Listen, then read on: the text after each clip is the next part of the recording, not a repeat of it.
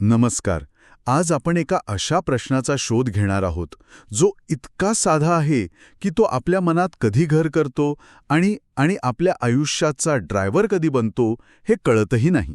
आणि तो प्रश्न म्हणजे लोक काय म्हणतील. बरोबर, लोक काय म्हणतील. आपण सगळेच कधी ना कधी या विचाराने थांबलो आहोत, एखादा निर्णय घेताना किंवा काहीतरी नवीन करताना. अगदी साधं आवडीचा ड्रेस घालताना सुद्धा हा विचार येतोच मनात. हो ना. तर हा विचार आपल्या कृतींवर आणि निर्णयांवर कसा राज्य करतो यावर आज आपण जरा सखोलपणे बोलणार आहोत. आणि आपल्याकडे जे माहितीचे स्रोत आहेत ते याच मानसिक गुंत्याचा धागा उलगडून दाखवतात. म्हणजे त्यांचा उद्देश आपल्याला आदेश देणं नाहीये, नाही, अजिबात नाही. तर स्वतःच्या आत डोकावून पाहण्यासाठी एक मैत्रीपूर्ण विचार देणं हा उद्देश आहे. अगदी. तर आजच्या आपल्या चर्चेचा उद्देश हाच आहे की लोक काय म्हणतील या प्रश्नाच्या ओझ्यातून बाहेर पडून मला काय वाटतं या प्रश्नाकडे जाण्याचा मार्ग कसा शोधायचा. चला तर सुरू करूया. दिवसाची सुरुवातच मला वाटतं एका अदृश्य दबावाने होतंय, नाही का? हो ना. सकाळची धावपळ, मुलांचे डबे, ऑफिसची तयारी. या धावपळीत आपण नक्की कुणासाठी धावत असतो? स्वतःसाठी की इतरांच्या नजरेत परफेक्ट दिसण्यासाठी? आणि विशेषतः आपल्या स्रोतांमध्ये जे म्हटलंय, 40शीच्या उंबरठ्यावरील व्यक्ती किंवा अनेक जबाबदाऱ्या सांभाळणाऱ्या तरुण स्त्रिया, हो, त्यांच्या बाबतीत हे जास्त जाणवतं. कारण लहानपणापासून एक प्रकारचं ट्रेनिंगच मिळालेलं असतं. चांगली मुलगी, समजूतदार सून, परफेक्ट आई. जबाबदार कर्मचारी. ही सगळी लेबल सांभाळताना मी नक्की कोण आहे याचाच विसर पडतो. अगदी. ही एक अशी शर्यत आहे जिथे अंतिम रेषाच म्हणजे फिनिश लाईनच नाहीये. लोकांच्या अपेक्षा कधीच संपत नाहीत. आणि या शर्यतीला आणखी वेग देतो तो सोशल मीडिया. बरोबर, तो सोशल मीडियाचा आरसा, जिथे प्रत्येकाचं आयुष्य असं एकदम पिक्चर परफेक्ट दिसतं. तिचं आयुष्य किती छान आहे आणि माझं बघा, हा तुलनात्मक विचार आतून खोखरून काढतो. खरं. आपण त्यांची हायलाइट रील बघून आपल्या आयुष्याच्या बिहाइंड द सीन्सला कमी लेखतो. हो. आणि मग आपल्याला वाटतं की आपलं हसणं, चालणं, मुलांचे मार्क्स, घरातली भांडी, या सगळ्यावर लोकांचं लक्ष आहे. एक भ्रम तयार होतो. आणि या लोकांना खुश करण्याच्या नादात आपण आपली झोप, सुख आणि कधीकधी स्वाभिमान सुद्धा पणाला लावतो. म्हणूनच आपल्या स्रोतांमधला एक प्रश्न मला खूप महत्वाचा वाटतो की रात्री झोपताना जेव्हा छताकडे नजर जाते तेव्हा मनात शांतता असते की उद्याच्या काळजीचं ओझं असतं. हो, आणि आज मी कोणाचं मन तर नाही ना दुखावलं हा विचार, हे ओझं असतं का, हा प्रश्न प्रत्येकाने स्वतःला विचारायला हवा. आणि याच विचारांच्या ओझ्याखाली आपण अशा टप्प्यावर येतो जिथे एक कटू पण महत्वाचं सत्य स्वीकारावं लागतं. कोणतं सत्य? ते सत्य म्हणजे आपण आयुष्य जगणं सोडून दिलंय. आपण ते फक्त मॅनेज करायला लागलोय. मॅनेज करतोय? हो. सगळं ठीक आहे असं दाखवणं हेच आयुष्याचं ध्येय बनलंय. ज्या लोकांची आपल्याला एवढी भीती वाटते त्यांना खरंच आपल्या आयुष्यात इतका रस असतो का?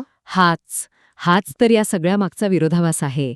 गंमत अशी आहे की लोकांना आपल्याबद्दल विचार करायला वेळच नाहीये. म्हणजे काय आहे ना, ते त्यांच्या स्वतःच्या आयुष्यात, त्यांच्या गोंधळात इतके व्यस्त आहेत की त्यांना आपल्याकडे बघायला वेळच नाही. म्हणजे स्रोतांमध्ये जे म्हटले ते खरं आहे की जरी त्यांनी 2 मिनिटं आपल्याबद्दल काही बोललं तरी तिसऱ्या मिनिटाला ते विसरून जातात. हो, पण त्यांच्या त्या 2 मिनिटांच्या चर्चेसाठी आपण आपली स्वप्न, आपलं आयुष्य पणाला लावतो. अगदी. आपण आपल्या आयुष्याचा रिमोट कंट्रोल दुसऱ्यांच्या हातात देऊन बसलो आहोत.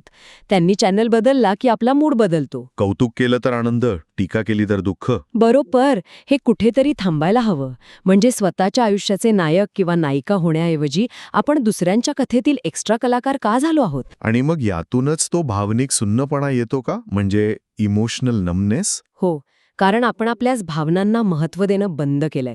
प्रत्येक भावना व्यक्त करण्याआधी आपण विचार करतो, हे योग्य दिसेल का? आणि मग आरशात बघून प्रश्न पडतो की ही व्यक्ती मीच आहे का? अगदी. या सगळ्याची भावनिक किंमत ती खूप मोठी आहे. जरा आठवून पाहूया. शेवटचं कधी आपण मनापासून खळखळून हसलो होतो, असं असणं जिथे लोक काय म्हणतील याची काळजी नव्हती. हा प्रश्न खूप खोलवर विचार करायला लावणार आहे, नाही का? कारण आपल्या प्रत्येकाच्या आत एक लहान मुलगी किंवा मुलगा लपलेला आहे, ज्याला पावसात भिजायचंय, गाणी म्हणायची आहेत किंवा फक्त शांत बसायचंय. पण आपण त्याला दाबून टाकतो. का? तर आता आपलं वय झालंय, हे शोभत नाही, लोक नाव ठेवतील. हो, याच कारणांमुळे आपण त्या आवाजाचा गळा दाबतो. आणि मग जो थकवा जाणवतो तो कामाचा नाहीये. तो थकवा आहे सतत स्वतःला सिद्ध करण्याचा. मी किती चांगली आहे, किती कर्तबगार आहे, हे दाखवण्याचा थकवा. बरोबर. आणि गंमत म्हणजे या चक्रातून बाहेर पडून जेव्हा कोणी स्वतःसाठी जगायचा विचार करतं, तेव्हा मनात अपराधीपणाची भावना येते, गिल्ट. मी स्वतःचा विचार कसा करू शकते, हा तर स्वार्थीपणा झाला. हो, हा विचार इतका खोलवर रुजलेला असतो की स्वतःच्या आनंदाचा विचार करणं सुद्धा एक गुन्हा वाटायला लागतो. पण हा स्वार्थीपणा आहे की स्वतःची गरज? कारण स्रोतांमध्ये ते विमानातल्या ऑक्सिजन मास्कचं उदाहरण दिलंय, ते खूप छान आहे. की आधी स्वतःचा मास्क लावा, मग दुसऱ्याला मदत करा. हो, कारण जर आपणच आतून रिकामे असू तर दुसऱ्यांना आनंद किंवा प्रेम कसं देऊ शकणार? जर आपणच थकलेले असू. तर घरातलं वातावरण आनंदी कसं राहील? अगदी. त्यामुळे स्वतःचा विचार करणं हा स्वार्थीपणा नाही, ती एक गरज आहे. म्हणजे हे चित्र बदलू शकतं, त्यासाठी मोठे बदल नाही तर दृष्टिकोनात बदल करायचा आहे. लोक काय म्हणतील या वाक्याचा व्हॉल्यूम कमी करायचा आहे. हो, पूर्ण बंध नाही करता येणार कदाचित, पण कमी नक्कीच करता येतो. त्यासाठी एक विचार करायला लावणारा प्रश्न आहे. कोणता? जर लोकांच्या मताची भीती नसती तर आज आपण काय केलं असतं? वाह, हा विचारच किती मोकळा श्वास देऊन जातो. कोणी डान्स क्लास लावला असता, कोणी एकट्याने कॉफी प्यायला गेलं असतं. की मग नाही म्हणायला शिकलो असतो. बरोबर.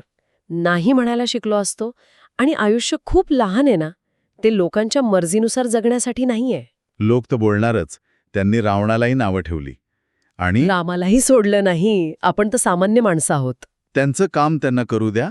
आपलं काम आहे स्वतःला आनंदी ठेवणं. हो, कारण शेवटी जेव्हा आरशात पाहू तेव्हा त्या आरशातल्या व्यक्तीला आपल्याबद्दल आदर वाटला पाहिजे. हे जास्त महत्वाचं आहे. तर मग या चर्चेच्या शेवटी 3 सोप्या गोष्टी आहेत ज्या हे ओझं हलकं करायला मदत करतील. पहिली म्हणजे आपण सगळ्यांना खुश ठेवू शकत नाही हे स्वीकारणं. हो, त्यासाठी एक मजेशीर उपमा पण आहे. तुम्ही पिझ्झा नाहीयेत आणि आईस्क्रीम सुद्धा नाही. हो, काहींना पण आवडू, काहींना नाही. And that's okay. दुसरी महत्वाची गोष्ट, नाही म्हणायला शिकणे.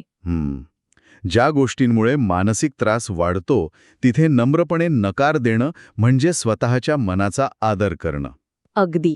आणि तिसरी, स्वतःसाठी दिवसातील किमान 15 मिनिटं काढणं. जिथे मोबाईल, टीव्ही किंवा कोणीही नसेल, फक्त आपण आणि आपले विचार. बरोबर.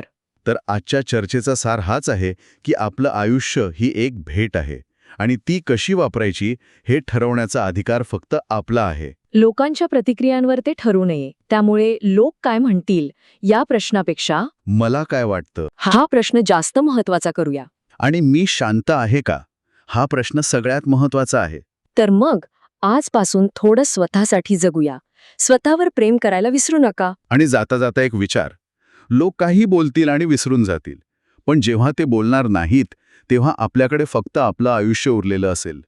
तेव्हा असं वाटायला नको की अरे मी खूप काही जगू शकलो असतो. हे लक्षात असू द्या की शांतपणे स्वतःचं आयुष्य जगणं हीच जगातली सगळ्यात मोठी हिंमत असते.